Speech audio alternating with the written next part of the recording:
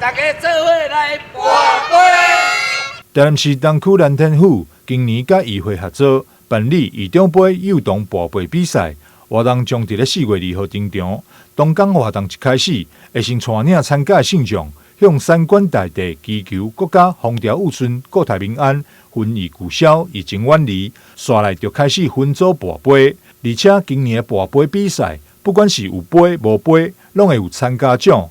希望会当互来参加的每一位小朋友，拢会当欢喜过儿童节。儿童节都连续加入，所以呢，咱庙方呢，这届委员会主委呢，只是讲咱用4月2号啦吼，4月初2早时吼，咱8点半来报道，9点开始这个博杯，博杯甲以往共款分2组啦吼，一个幼童组一个儿童组的吼，来进行这个博杯的这个比赛吼。今年吼，咱特别呢，庙方有传这个口罩吼。拢每一个参加拢会带送这口罩，包括咱纪念品嘛要送啦吼。这同款呢，咱分做2组，每一组拢会取前6名啦吼。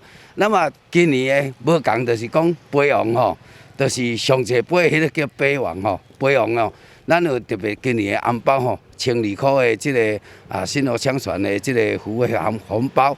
因为每组只有限制100位报名，名额有限，欢迎对着活动有兴趣的朋友，拢会当向蓝天府管理委员会，也或是脸书搜寻台南蓝天府，询问报名的资讯。